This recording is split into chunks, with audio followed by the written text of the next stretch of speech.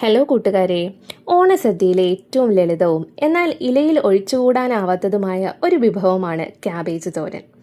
സദ്യവട്ടങ്ങളിലെ വിഭവസമൃദ്ധിയിൽ, നിറത്തിലും രുചിയിലും ഒരുപോലെ ശ്രദ്ധിക്കപ്പെടുന്ന ഒന്നുകൂടിയാണിത്. അപ്പോൾ നമുക്കൊരു ക്യാബേജ് തോരൻ എങ്ങനെ ഉണ്ടാക്കിയെടുക്കാം എന്ന് നോക്കിയാലോ. ആദ്യം ഒരു ക്യാബേജ് എടുത്ത് നല്ല കുനുകുനാന്ന് പറഞ്ഞ് ഇതുപോലെ ചെറുതായിട്ടൊന്ന് അരിഞ്ഞെടുക്കുക. ഇനി അതിലേക്ക് ഒരു 4-5 ചെറിയ ഉള്ളി, കുറച്ച് കറിവേപ്പില, ഒരു പച്ചമുളകും ചെറുതായിട്ട് അരിഞ്ഞ്, ആവശ്യത്തിന് തേങ്ങയും മഞ്ഞൾപ്പൊടിയും ഉപ്പും കൂടി ചേർത്ത് നന്നായിട്ടൊന്ന് തിരുമ്മി വയ്ക്കുക. ഇതുപോലെ കൈ കൊണ്ട് തന്നെ നന്നായിട്ടൊന്ന് മിക്സ് ചെയ്തെടുക്കുക. ഇനി ഒരു പാൻ അടുപ്പത്തേക്ക് വെച്ച് ആവശ്യത്തിന് ഓയിൽ ഒഴിക്കുക.